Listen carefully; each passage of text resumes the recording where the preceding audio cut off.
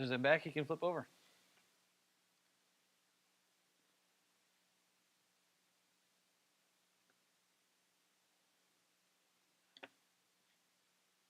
Done you? Hey, Living Springs Q&A listeners, watchers, how is it going? Welcome. They might have noticed something different. We've got a little bit of a different setup here. That's absolutely right. We got rid of our referee. Yeah. Blake's not here again. We have not fought without him, so hard to find we good told help. him he can stay home. Yeah. That's it. His job of reffing is no longer needed. Reffing services are no longer needed. But again, the opportunity for recycling services is out there for Blake. If you don't get the joke, you can go back and watch our first episode. He didn't get any calls after the last one. I'm disappointed. Yeah, I was hoping he'd get some. Yeah, a couple texts or calls of, hey, come put my recycling up. My day's on Friday. Yeah. Something like that. But he did not, so I'm a little disappointed, Living Springs. A little disappointed in you. Come on, you got to have fun with Blake as much as we have fun. But we've got 3 questions for you for this week. Maybe we'll get more. That's the difference of doing this live.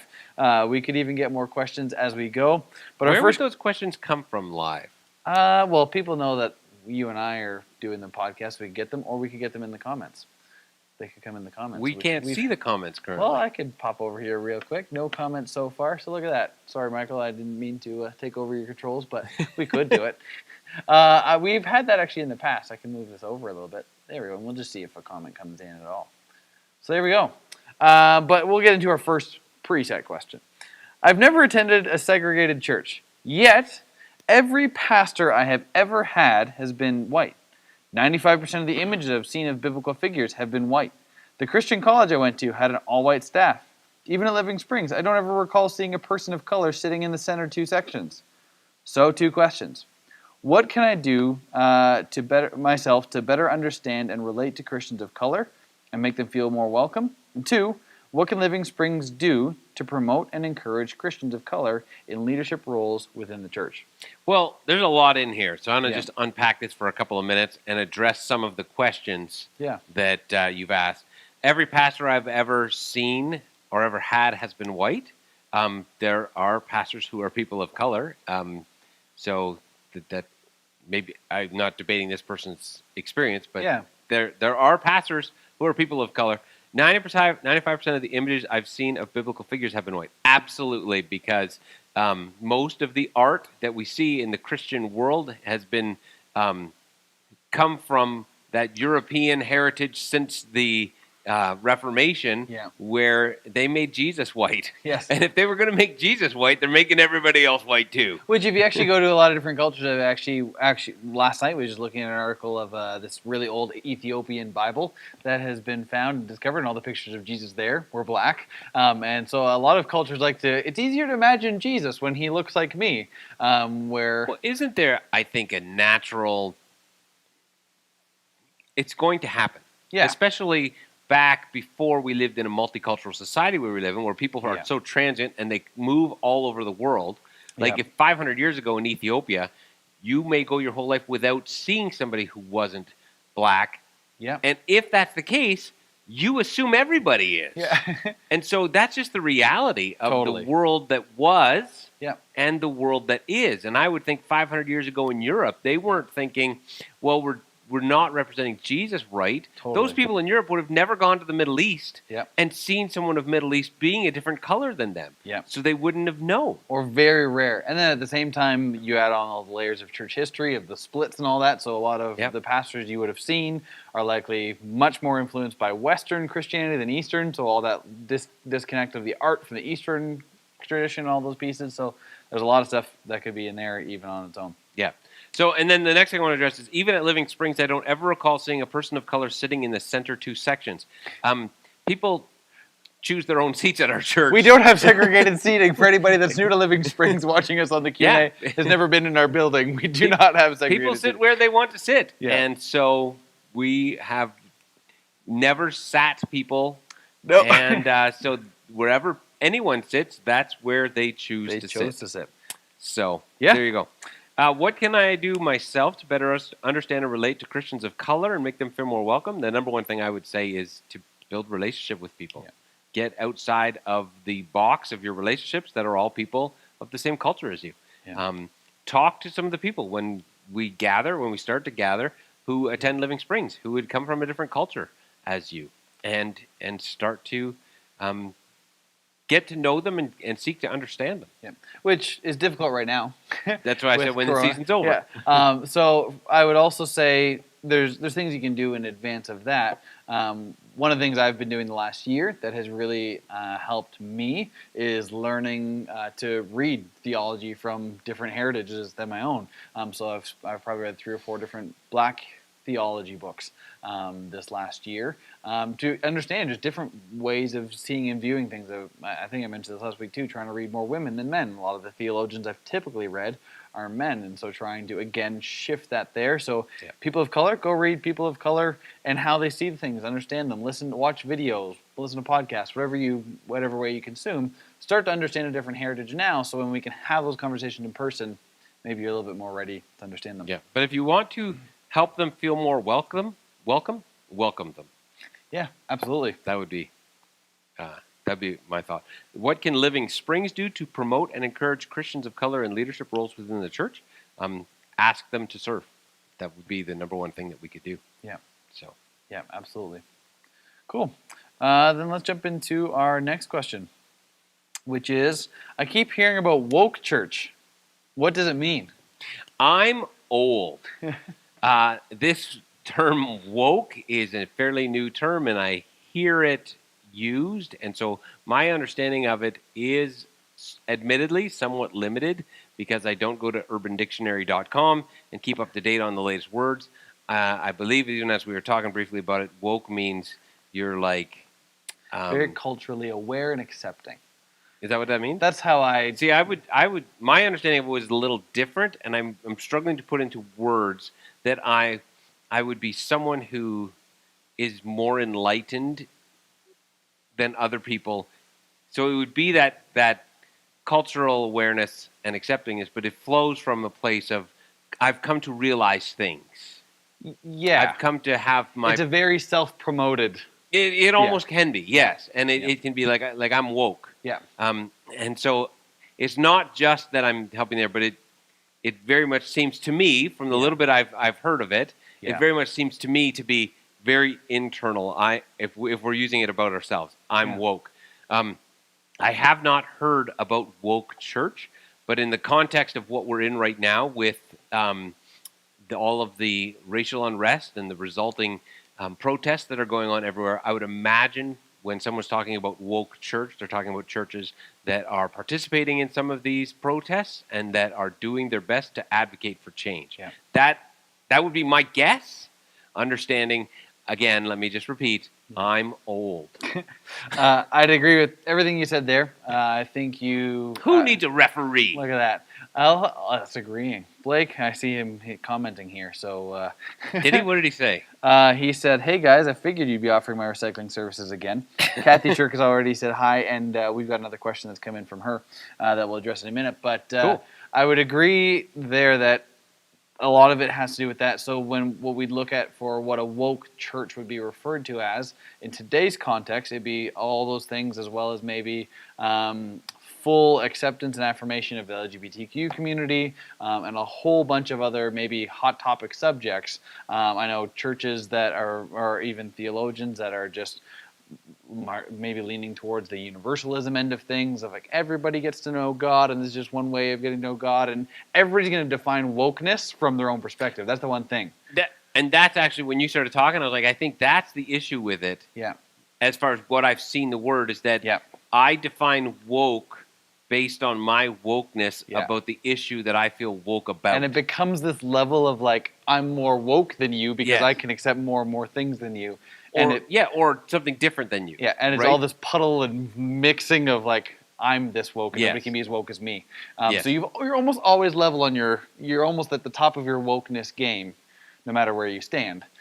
Because why? Yes, probably most people think they're the most woke person. Yeah. And that does relate to the fact that I have seen people use it in jest and use it as almost a derogatory term towards other people, like, oh, you're so woke, right? Because somebody's talking about something that somebody else doesn't have that same awareness or care for, And it creates this interesting little thing, right? Yeah. Because one person is saying, I'm woke because I care for that. Yeah. And another person looking at them and using derogatorily, you're really woke. Yeah. Like in almost an insult. Which, unfortunately, then when we translate this conversation into church, I have seen, not necessarily as direct language, but of like in the way they promote themselves and talk about themselves, churches getting this next level of we're that cool and we're that hip and we're on this level of like we accept everybody, including this, and this group.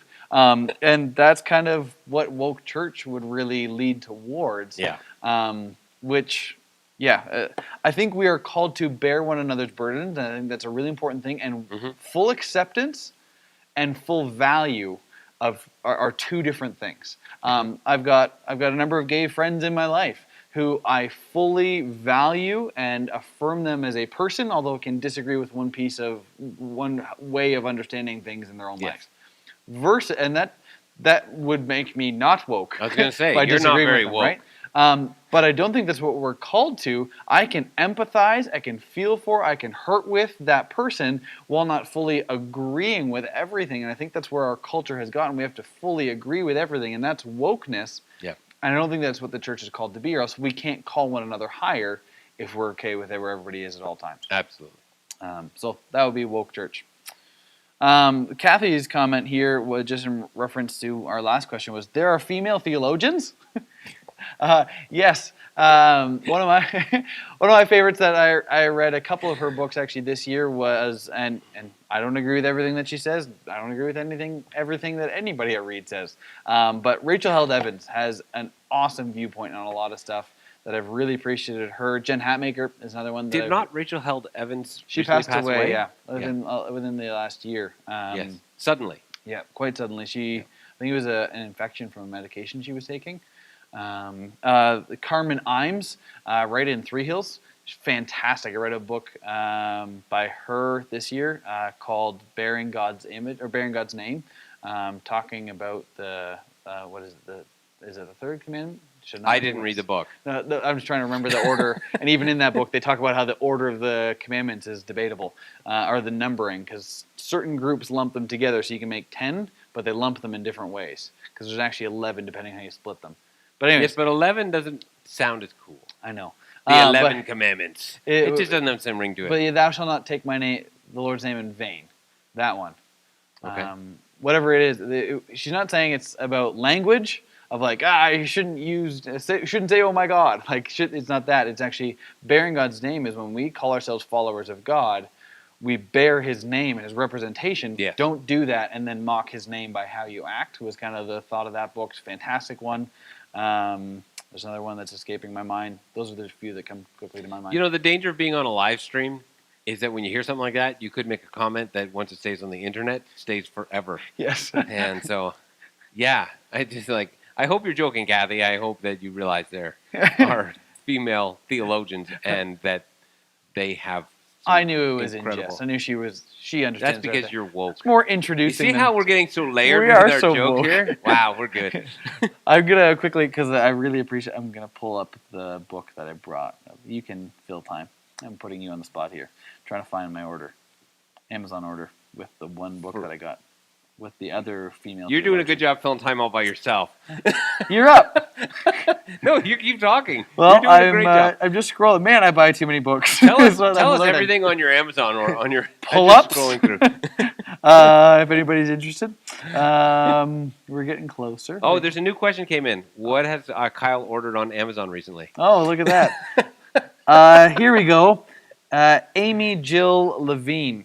I got one book by her on Sermon on the Mount, the meaning of the Bible, what the Jewish scriptures and Christian Old Testament can teach us. And there was one other one that I got from her. They were all The Misunderstood Jew.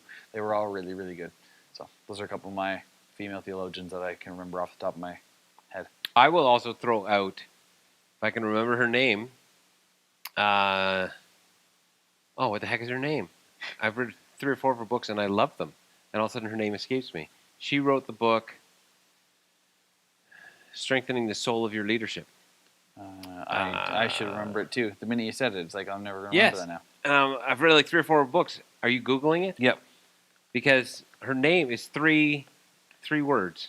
and all of a sudden it's just gone. And I've recommended Strength and Soul of Your Leadership by now quit at images. It's not showing her name on like the start of the articles here. It will come right back to me. Ruth Haley Barton. Ruth Haley Barton. That's really it. Good. Yep. Ruth Haley Barton. I've read 3 or 4 of her books, and they are all fantastic. Everyone is amazing. Even though I've listened to her podcast as well. Really good. Even though I couldn't remember her name. Awesome. I'm just not woke. You're just not woke. All right, let's get back to our other questions then. So we've talked about woke church, talked about how we can encourage diversity. Next one is Living Springs opening soon. I see other churches opening. Well, a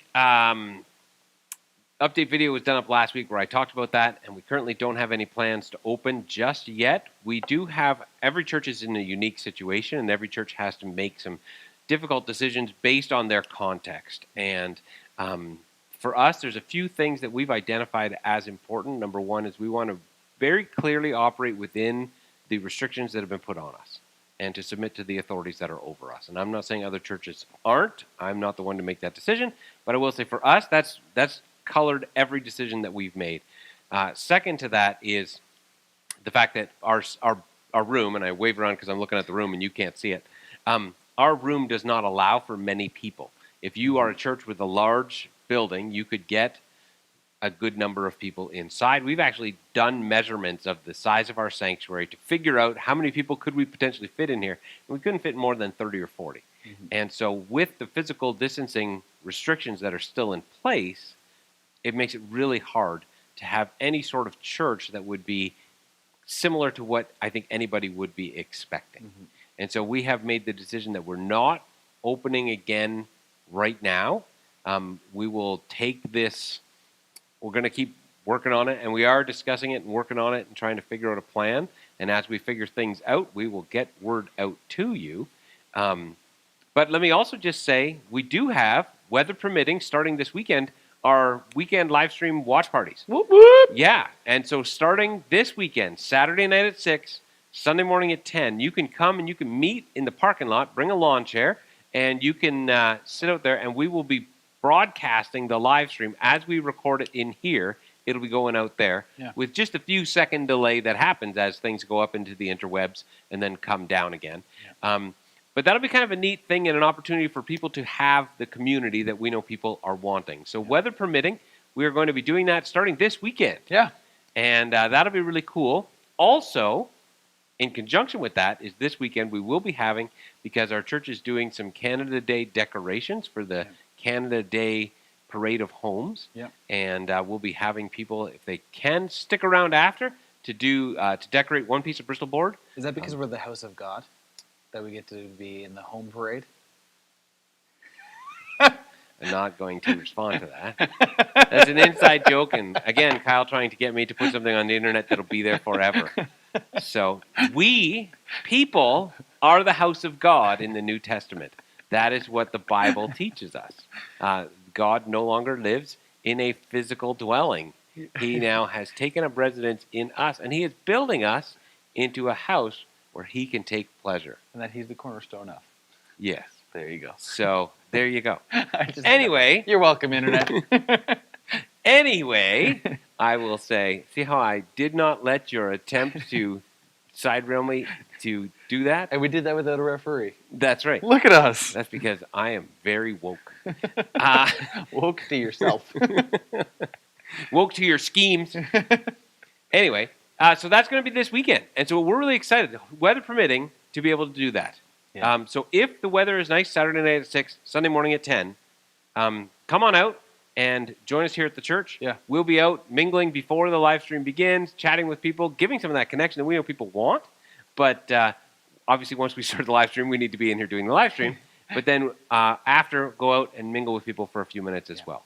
Yeah. So if the weather is good, come on out this weekend. It's going to be really cool. Yep. And any weekend going forward for the rest of the summer. Weather's good, come on out. Yes. Yep. Yes. And then at the same time, too, we've got our worship night coming up. Is that July 4th? Next Thursday, a week from tomorrow. Yeah. Alternative worship night. Yeah. Because there's going to be a worship night with no singing.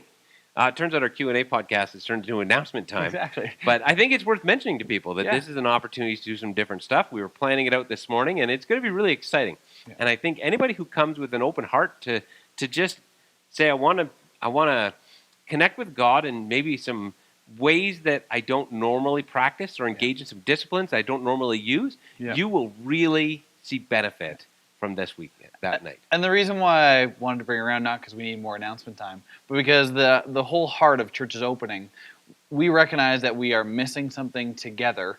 And so because we can't do a church service in the way that most people may think, or go back to normal and jump back in time 8 weeks or whatever, 13 weeks now, whatever it's been, that we can't jump back in time and do that. I know. I have an 8-week-old baby and she was born post all that. And so we can't just do that yet.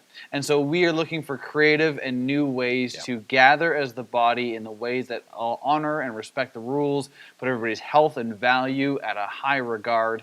And so I mention those nights because it's this Church Without Walls, as we've been talking about in our weekend series. We should do a sermon series on that. We should. Yeah. You know what? We should do them in the last 3 weeks in history. We'll go back in time. Cool. So if you see that we have a Church Without Walls series done, it's because we jumped back in time. That's right. So we have the time machine built here. Kathy Shirk added another question. Do all female theologians have 3 names? Now, this is how woke I am. It's because of the patriarchy. Because of what? The patriarchy. That the female theologians work so hard to get all their degrees in theology, they get married and they're supposed to just erase their name. That they have to keep 3 names in order for you to be able to follow them, like Carmen or Ruth Haley Barton. You got to be able to follow her. And if she do you think that Ruth Haley Barton, that she didn't just choose to? I believe it's hyphenated when I just looked her up. Is it? Yeah, Ruth. I don't know. Haley could be a first name, so I didn't know if that was a middle name that she just chose to include. Well, it's funny that I listed a couple of them. Even let me go back to my Amazon order and see the one that I listed. It was hyphenated. Ruth Haley Barton was not hyphenated, but the other one I had up was hyphenated. So it's the patriarchy. There you go. So what's his name? Woke. John Crist, the comedian. Crist? Yeah. Crist. Yeah, I think so. The comedian. So he did this video sometime last year. Yeah. And it was at the beginning of football season. Okay. And it was the worship leaders fantasy draft. And it was just this funny thing, simulating like an NFL fantasy draft where everybody gets together and they're drafting worship leaders. Nice. And the one girl from Hillsong, Brooke, she used to be Brooke Fraser, but now she's Brooke something else. Yeah. And so they're going through the draft. Yeah. And the one guy says, I'm going to take Brooke, whatever her new last name is. Yeah. And the other guy's like, who's that? And he's like, Brooke Fraser, she got married. And he's like, she didn't keep using her maiden name? How's anybody going to know who she is? Exactly. Patriarchy. There was Amy Jill Levine. There you go. So Jill would not be a last name, probably. I don't unless know. It's Jill. I was just trying to come up with a woke-sounding answer. Because they're all about anti-patriarchy in the woke world. You're so woke. I know. And I mean that as a derisive term. I know you do. I know you do.